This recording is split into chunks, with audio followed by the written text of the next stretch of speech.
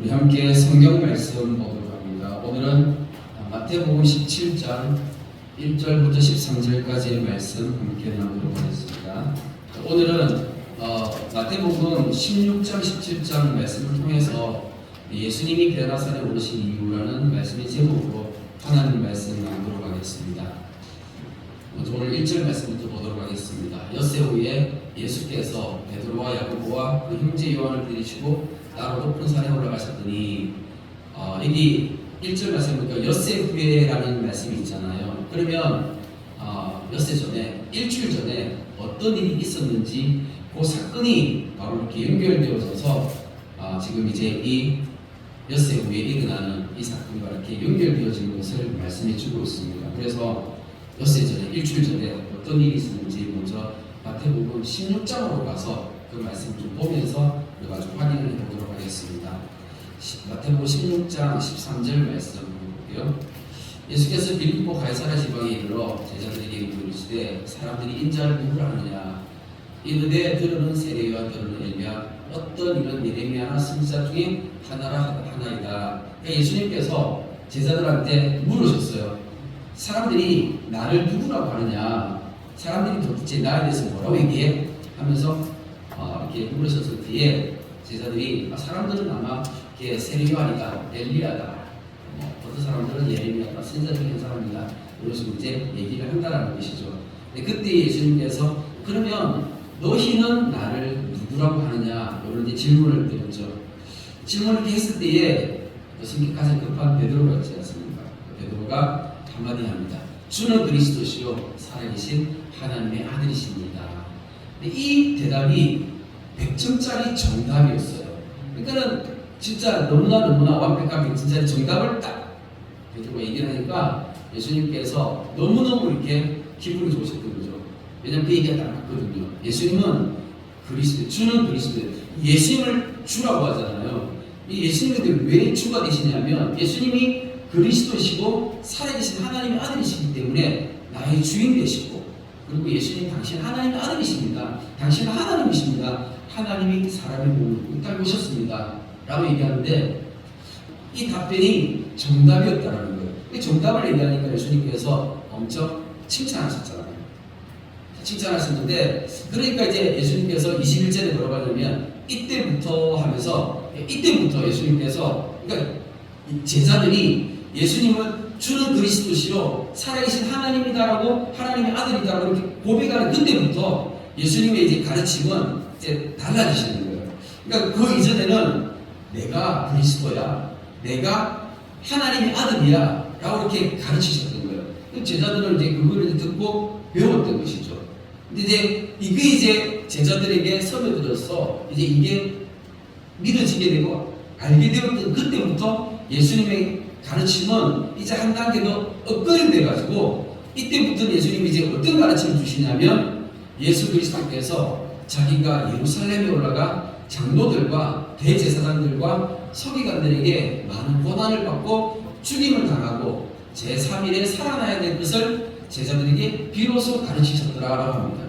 그러니까 가르침이 어떻게 되는지 이해가 되십니까? 그러니까 초등학생들한테 가르치는 거하고 중학생한테, 고등학생한테, 대학생한테 이 가르치는 내용이 같은 수준일 수가 없잖아요. 점점 드디어 예를 들어서 초등학교 들어가면은 더셈, 빼셈, 곱셈, 나눗셈 이 정도 배우는 거지만 중학교 올라가면 인수분해도 하고 말이 되죠. 고등학교 가면 미적분도 배우고 막 이렇게 되는 거잖아요. 이게 순서가 있는 거잖아요. 그런 것처럼 예수님도 제자들을 부르셔서 제자들에게 가르치실 때에 그렇게 처음에는 내가 누군지, 예수님이 누군지부터 먼저 가르치셨다는 거예요. 그러면서 이게 이제 믿어지고 받아들여졌을 때에 그 다음 단계로 그래? 그러면 이제 내가 이 땅에 와서 내가 해야 될 일이 뭐냐면 나는 많은 사람들로부터 고난을 받고 죽게 될 거야. 예수님이 많은 사람들로부터 고난을 받고 죽게 된다고 하면 그러면 제자들이 그 얘기를 들었을 때 이 얘기가 좋게 들립니까? 안 좋게 들립니까? 당연히 안 좋게 들리죠. 좋게 들릴 리가 없잖아요. 그러니까 베드로가 예수님을 붙들고 항변한 얘기를 해. 이거는 막아서서 싸우는 거죠. 그렇잖아요. 예수님의 제자들이 막아서서 싸우는 겁니다. 주여 그리 마옵소서 일이 결코 죽게 미치지 아니하리라 하면서 이거를 막아서서 싸우는 거예요. 예수님 그렇게 못하게 하는 거예요. 근데 그때 예수님께서 베드로에게 계시면서 사탄아 내 뒤로 물러가라. 너는 나를 넘어지게 하는 자다 하면서 네가 하나님의 일을 생각하지 않고 도리어 사람의 일을 생각한다 하면서 예수님께서 너 하나님의 일을 생각하지 않는다고 얘기하거든요. 근데 그럼 하나님의 일이 뭐예요? 하나님의 일. 근데 그 하나님의 일이 뭔지는 아마 예수님께서 차근차근 제자들에게 말씀하시고 가르쳐 주셨어요. 왜냐하면 예수님이 처음 자기 자신을 드러내셨을 때에 맨 처음에 하셨던 말씀이 뭐예요? 회개하라 천국이 가까웠느니라 하면서 천국에 대해서 말씀하셨거든요. 천국, 하나님 나라에 대해서 말씀하시는 거예요. 그러니까 하나님의 일이란 바로 하나님 나라예요. 하나님은 하나님의 나라를 만드시기를 원해. 하나님 처음부터 이 온 우주 만물을 만드시고 지구를 만드시고 사람을 만드셨을 때에 그때 처음부터 하나님은 하나님 나라를 만드시기를 원하셨어요. 근데 하나님은 왕이 되시고 그리고 그 하나님 나라의 백성들 삼을 사람을 만드셨는데 근데 이 사람들이 타락했잖아요. 범죄함으로 죄지어서 하나님 떠나버렸어요. 그러니까 하나님 어떻게 하셔야 돼요? 하나님 입장에서는 사람을 포기하시고 버리실 수도 있습니다. 완전히 멸하시고 버릴 수도 있습니다. 하지만 하나님 그렇지 않고 하나님께서는 포기하시지 아니하시고 그 가운데 죄 많은 인생들 가운데 하나님께서 구원받을 만한 백성들을 택하셔서 한 사람 한 사람 부르셔서 그 사람들을 돌이키시고 그 사람들을 백성 삼아 주시는 거예요. 그래서 하나님께서 하나님 나라의 백성들을 채워가셔서 하나님 나라를 만들어 가시는 거예요. 이게 하나님 나라의 일이거든요. 그런데 중요한 건 뭐냐면 이 하나님 나라, 이 하나님 일을 하기 위해서는 한 가지 중요한 일이 반드시 있어야 되는 거예요. 그게 뭐냐면 사람은 이 땅에서 모두가 다 태어나면 죄인으로 태어나요. 그러면 그 죄의 문제를 어떻게 해요? 죄의 문제를 해결해야 되는데 이 죄의 문제가 해결이 안 되는 거예요. 근데 하나님께서 만들어 놓으신 유일한 한 가지 죄의 해결책이 있는데 그게 뭐였냐면 예수님께서 이 땅 가운데서 대신 죽으셔야 되는 거예요. 사람들이 내가 죽어버리면 방법이 없으니까 하나님께서 친히 사람의 몸을 입으시고 이 땅에 오셔서 대신 죽으셔야지만이 이 하나님의 일을 완성하실 수가 있거든요. 그래서 예수님께서 이 땅에 오셔서 그 하나님의 일을 행해 가시는데 야 네가 하나님의 일을 생각하지 않고 지금 사람의 일, 지금 네 생각만 하고 있지 않냐 하는 거예요. 그 네 생각, 그 사람의 일, 그 베드로가 지금 생각하고 있는 그 네 생각이 뭐예요? 예수님 쫓아다니다가 나중에 한자리 하는 것이죠. 이 땅 가운데서 내가 뭔가 그래도 예수님 따라다니면서 뭔가를 얻으려고 하는 이거는 베드로만 그런 게 아니에요. 이 시대 우리가 살아가는 이 교회 시대에도 많은 사람들이 교회로 와요. 많은 사람들이 처음 교회로 올 목적이 뭐예요? 교회 왜 옵니까? 교회 오면 좋으니까. 교회 오면은 복 받는다고 하고 교회 오면 좋잖아요. 그러니까 사람들이 교회를 오는 거예요. 그런데 중요한 건 뭐냐면 처음 내가 나의 유익을 위해서 여기에 처음 교회에 발을 디뎌가지고 올 수 있습니다. 누구나 다 그렇게 옵니다. 하지만 진짜 중요한 것은 이 교회에 와가지고 우리가 뭘 발견해야 돼요? 하나님의 일을 발견을 해야 되는 거예요. 하나님의 일을. 하나님께서 하시는 일을 발견해야 되는 것입니다. 그래야지만이 진짜 예수님이 누구신지 알고 그리고 내가 어떻게 구원받는지를 알고 구원받은 백성된 나는 어떤 삶을 살아가야 되는지를 우리가 깨닫게 되어지는 것이거든요. 예수님께서 그 제자들한테 이렇게 말씀하십니다. 이에 예수께서 제자들에게 이르시되 누구든지 나를 따라오려거든 자기를 부인하고 자기 십자가를 지고 나를 따를 것이니라 라고 말씀하시는 거예요. 그러니까 예수님이 처음에 제자들한테 이렇게 질문하셨잖아요. 너희는 나를 누구라고 하느냐?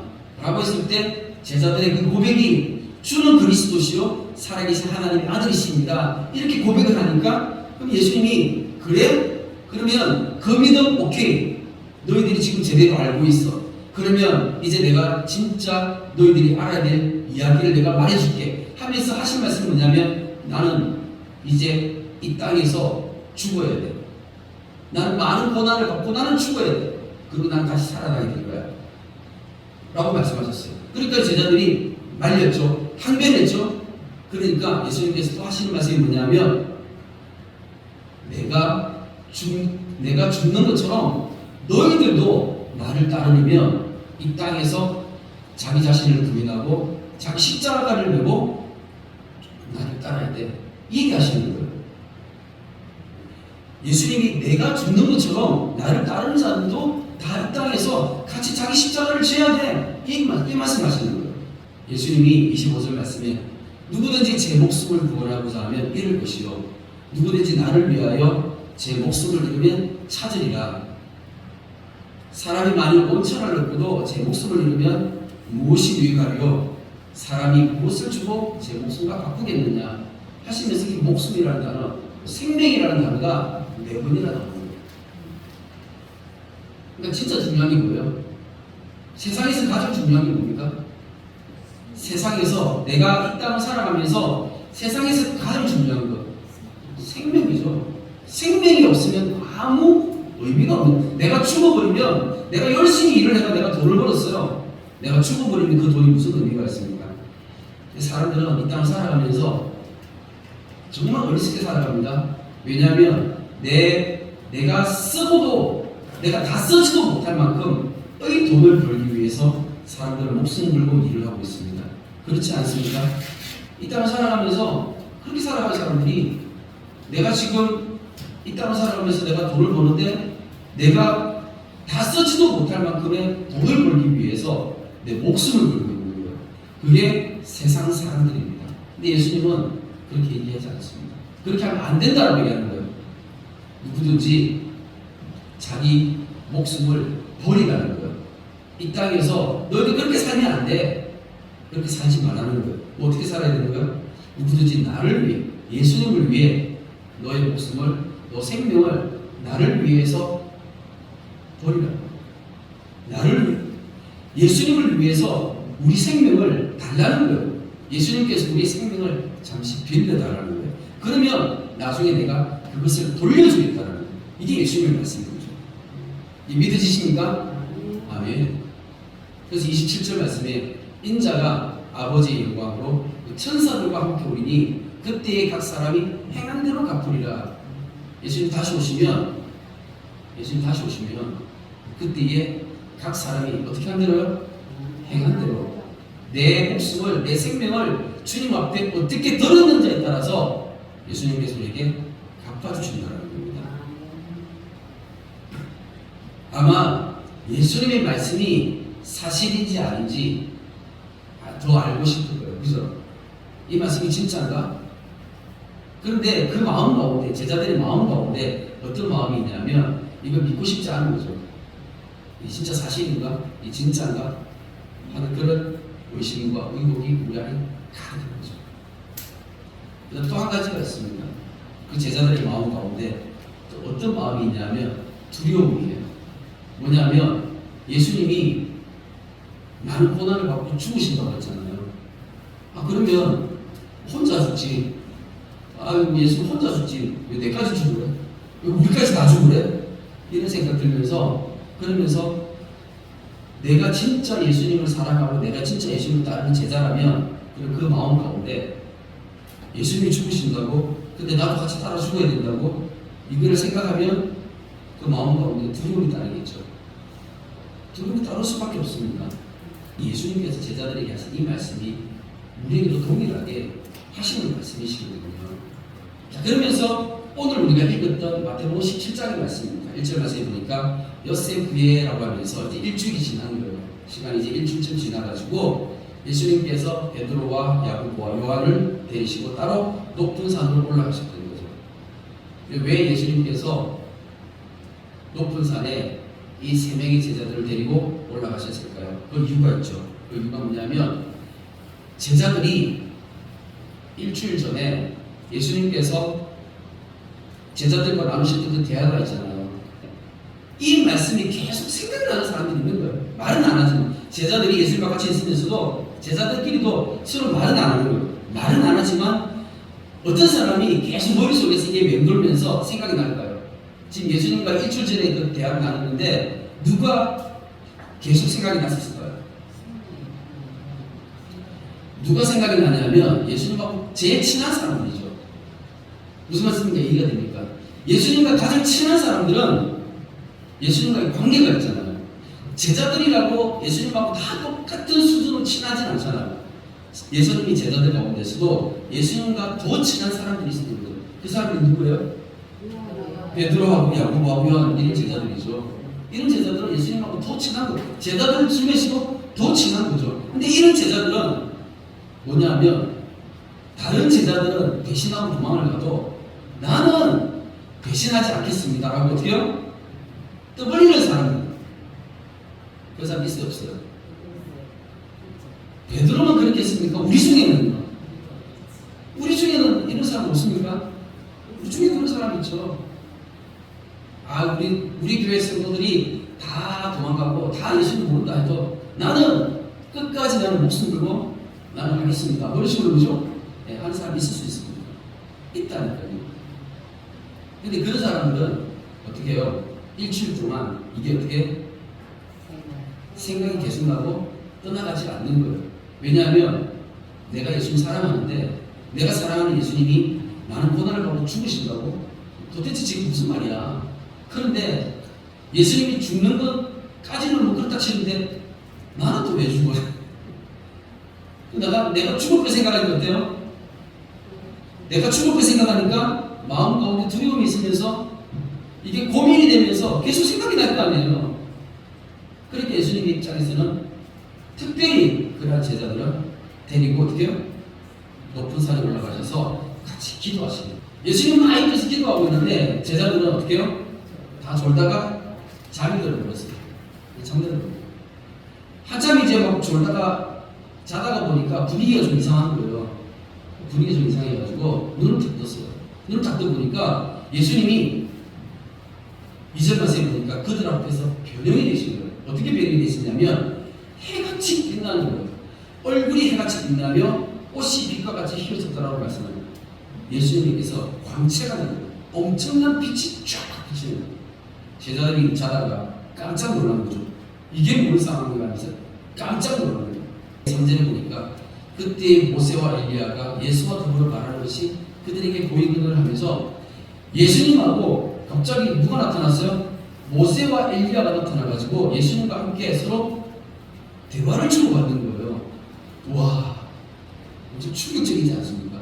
좀 자다가 갑자기 잠을 딱 깼는데 기도하다가 잠들어가지고 잠을 깼는데 예수님을 쫙 해같이 빛나는 광채가 나타나고 모세와 엘리야가 나타나서 예수님과 대화를 나누고 있어요. 그 대화의 내용이 누가복음을 보니까 뭐라고 되어 있냐면 예수님께서 이제 많은 고난을 받으시면서 십자가에서 죽으신 것들을, 그러니까 이 예수님의 죽음에 대해서 서로 이렇게 모세와 엘리야와 예수님이 같이 대화를 나누는 거예요. 이건 이런 내용은 이런 거죠. 그러니까 모세와 이제 엘리야가 나타나가지고 예수님한테 예수님 이제 준비가 되셨습니까? 그래, 나 이제 지금 준비가 됐어. 예수님 십자가를 지셔야 되는데 이거 꼭 하셔야 됩니다. 이거 안 하시면 하나님의 이름 하실 수 없습니다. 뭐 이런 얘기를 하는 거죠. 그러니까 예수님은 그렇지, 내가 꼭 할 거야, 내가 반드시 이길 거야 하면서 엄청 이렇게 좀 진지한 내용, 신중한 내용. 그런데 그 내용에 이 내용에 이 깊이가 들어가면 굉장히 무거운 내용인 거죠. 그러다가 이제 이 모세와 엘리야가 이제 떠나려고 하는 거예요. 떠나려고 하니까 갑자기 베드로의 입에서 자기도 이게 무슨 말인지도 모르면서 말이 딱 튀어나온 거예요. 그 얘기가 뭐냐면 4절에 보니까 베드로가 예수께 여쭤을 때 주여 우리가 여기 있는 것이 좋사오니 만일 주께서 원하시면 내가 여기서 총합셋을 질 때 하나는 주님을 위하여, 하나는 모세를 위하여, 하나는 엘리야를 위하여 하겠습니다. 이런 얘기를 하는 거예요. 근데 성경에 보면, 누가복음에 보면 이 베드로가 이 얘기를 하면서도 자기가 자다가 일어나가지고 이게 무슨 의미인지도 모르고 했다라는 거예요. 근데 사실 우리가 이 내용을 간단하게 생각하면 이거는 아무 의미가 없는 것처럼 느껴지거든요. 왜냐하면 지금 베드로가 예수님과 모세와 엘리야가 같이 있는 그게 너무 보기 좋아서 그냥 텐트 세기 치겠다는데 그게 무슨 뭐 의미가 담겨 있을까요? 의미가 담겨 있을까요? 의미가 담겨져 있다라는 거예요. 왜냐하면 성경에서 이게 의미가 담겨져 있기 때문에 그러니까 베드로가 자기가 말을 하면서도 이게 무슨 말인지 몰랐다는 거죠. 근데 그러면 이게 어떤 의미인가? 어떤 의미인가? 여기에 초막이라는 단어가 있잖아요. 초막이라는 단어. 그러니까 신약 성경에 초막이라는 단어는 두 번 나오거든요. 그 두 번이 언제냐면 한 번은 요한복음에 초막절이라는 단어에서 초막이라는 단어가 나오고 또 한 번은 마태, 마가, 누가복음에서 이 우리가 오늘 읽은 27장의 내용이 베라산 내용이 동일하게 똑같이 나오는데 여기서 초막이라는 단어가 나오는 거예요. 그러니까는 초막이라는 단어는 사실 초막절이랑 연결이 되어지는 거예요. 초막을 언제 세웁니까? 이스라엘 백성들이 언제 초막을 세우죠? 초막을 세우는 것은 초막절 때 초막절에 이 절기를 지키기 위해서 이스라엘 백성들이 초막을 세우는 거거든요. 그런데 이것은 무엇을 상징하고 무엇을 의미하는지 우리는 알잖아요. 이스라엘의 절기가 있습니다. 그 이스라엘의 절기 가운데 봄절기가 있고 가을절기가 있죠. 근데 초막절은 어디에 들어가요? 가을절기에 들어가죠. 가을절기에. 나팔절하고 속죄일과 초막절이 같이 연결되어져 있잖아요. 근데 이 초막절은 어떤 의미냐면 예수님께서 다시 오셔서 예수님 재림하셔가지고 그 예수님 재림 이후에 그때에 이렇게 첫째 부활에 참여하는 사람들이 나옵니다. 예수님을 따랐던 사람들 가운데 첫째 부활에 참여하는 사람들이 나와서 그들이 천년왕국에 들어가는 거예요. 그래서 이 초막절은 사실 초막은 천년왕국을 상징하는 것이에요. 그러니까 부활한 성도들이 예수님과 더불어서 함께 들어가는 그 천년왕국 이것을 의미하는 것인데 거기에 예수님과 모세와 엘리야를 위하여 초막을 짓는다는 그런 말을 지금 베드로가 자기도 모르면서 지금 하고 있는 거예요. 자기도 모르면서 이걸 하고 있는 거예요. 그런데 이 5절 말씀을 보니까 그것을 말할 때라고 합니다. 예수님께서 하나님이 갑자기 성부 하나님이 나타나셔서 베드로가 지금 이야기하는데 이걸 말을 딱 자르셨어요. 그러니까 이게 정확하게 얘기하면 이렇게 되는 거예요. 만일 주께서 원하시면 내가 여기서 초막셋을 짓겠습니다. 하나는 주님을 위하여 그 다음 얘기를 하는데 갑자기 구름이 쫙 덮이면서 빛이 쫙 나타나면서 이는 내 사랑하는 아들이요 내 기뻐하는 자니 그의 말을 들으라. 하늘에서 갑자기 이렇게 구름 속에서 이 음성이 딱 들려지는 거예요. 그러니까 베드로가 얘기하다가 하나는 주님을 위하여 하나는 모세를 위하여 하나는 엘리야를 위하여 이게 무슨 말인지 이해가 되시죠? 요런 분위기거든요. 갑자기 성부 하나님이 나타나셔서 이 베드로의 말을 잘랐다는 거예요. 왜 자르셨을까? 그 이유가 있는 거죠. 그 이유는 예수님의 재림이 먼저입니까? 아니면 예수님의 십자가가 먼저입니까? 예수님의 십자가가 먼저죠. 예수님의 십자가 죽음과 그리고 부활 성천이 먼저입니다. 그 이후에 나중에 재림과 천년왕국입니다. 순서가 그렇게 되잖아요. 그때 예수님께서 하나님이 먼저 성부 하나님이 베드로의 그 말을 자르는 거죠. 아니야. 초막을 짓기 전에 먼저 이게 있어야 돼 하면서 말씀하시는 거예요. 바로 너희는 그의 말을 들으라. 예수님이 제자들하고 어떤 얘기 나누셨다고요? 일주일 전에 많은 고난을 받고 죽을 것과 그리고 제자들도 그를 따라서 같이 십자가를 짓다. 여기에 대해서 이 제자들이 일주일 동안 계속 생각하고 고민하던 그 제자들이 여기서 지금 이제 충격을 받는 거죠. 그러면 이 모든 일들이 도대체 무슨 의미인가?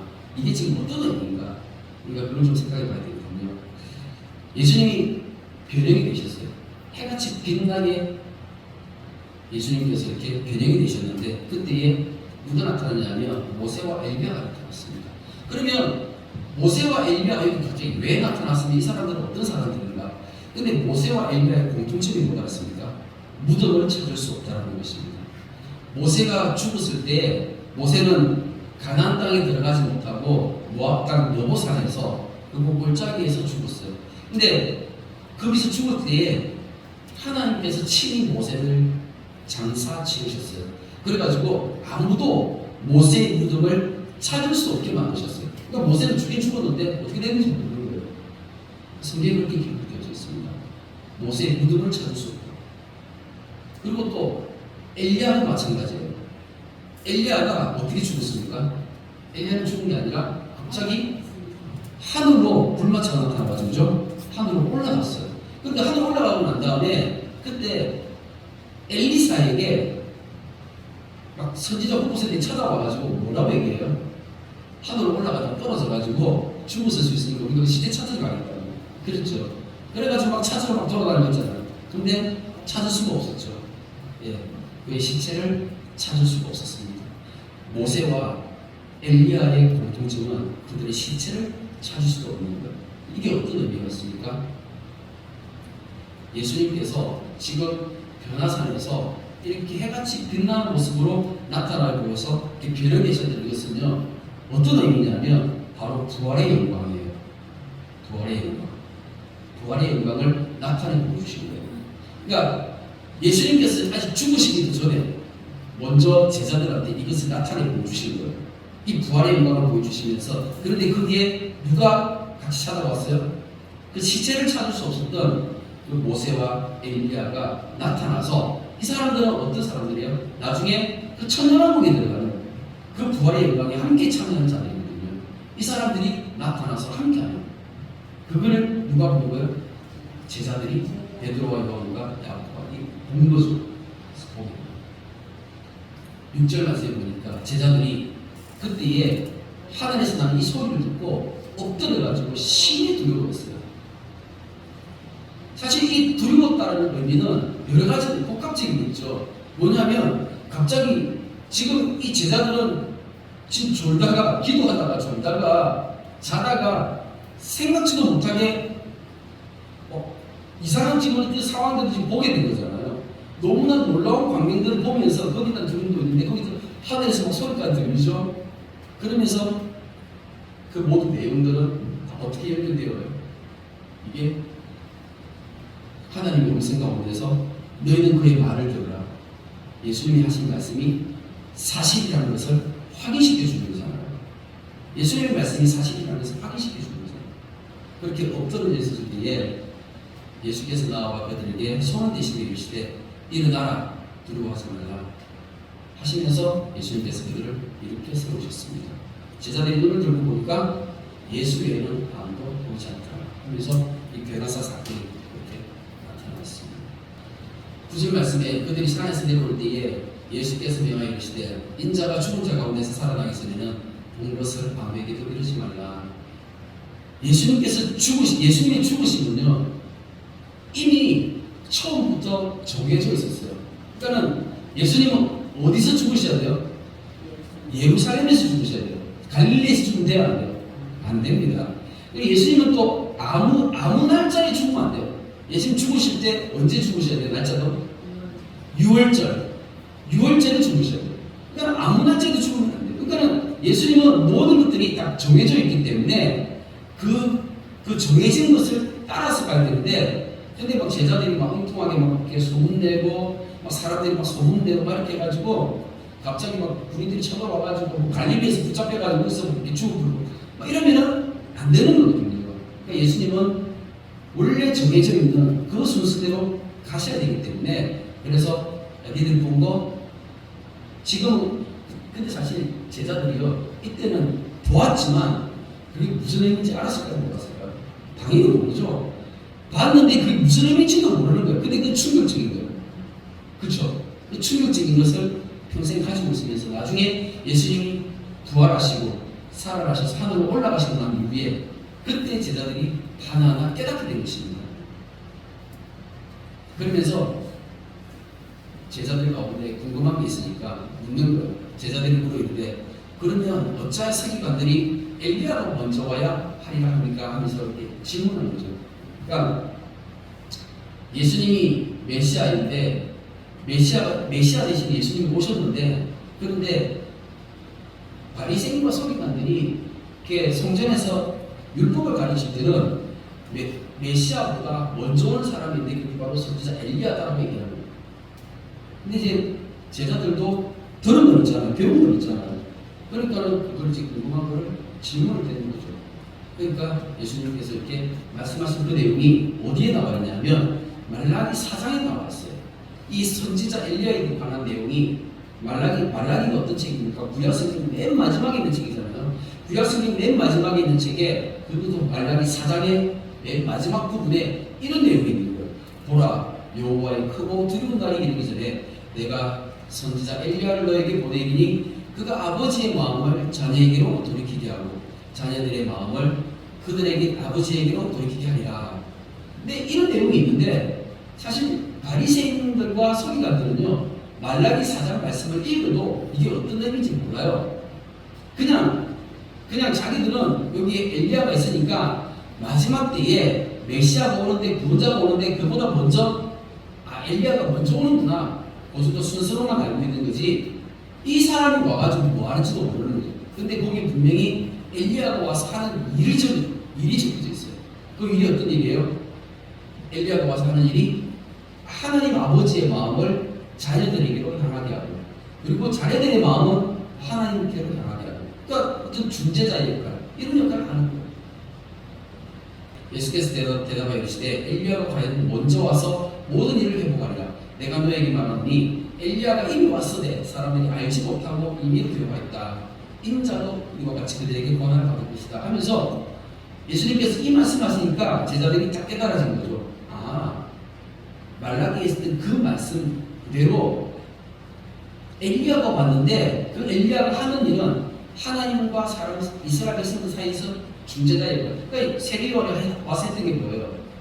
많은 사람들 요단강에 불을 모아가지고 회개하라 해가지고 어떻게 세례를 줬잖아요.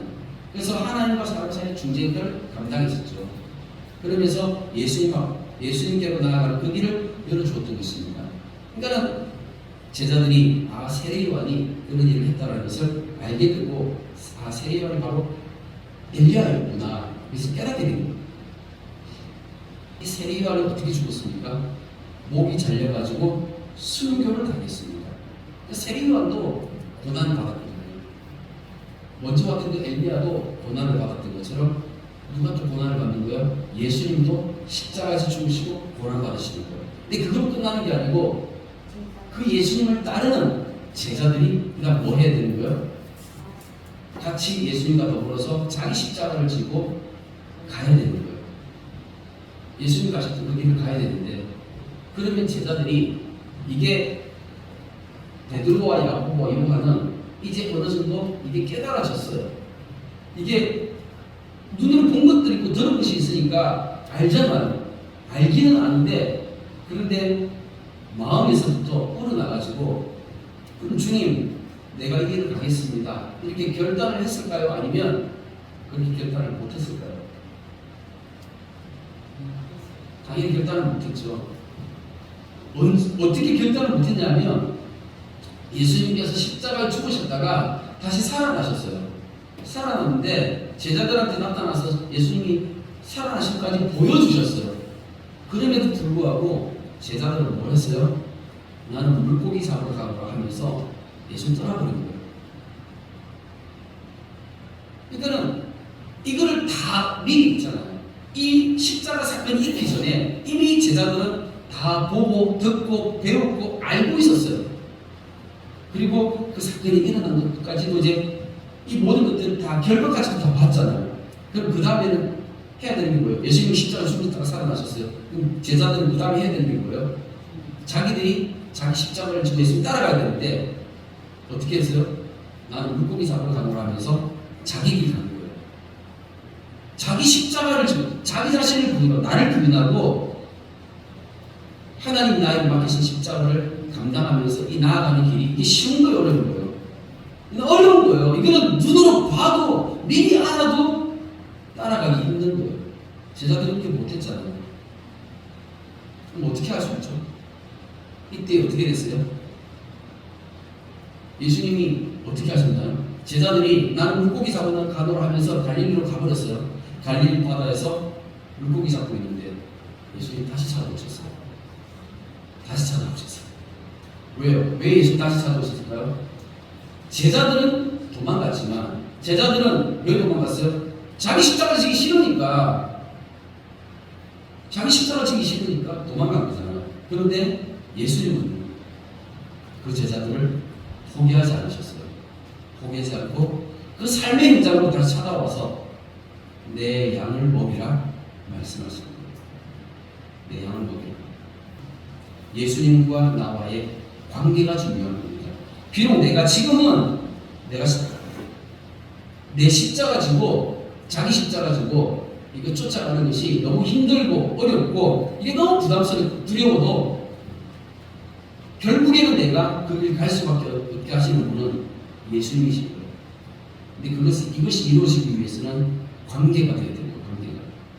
예수님이 나를 포기하실 수 없는 그 관계.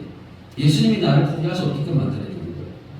예수님이 절대 나를 포기할 수 없게끔 그런 관계가 만들어져야 되는 것입니다.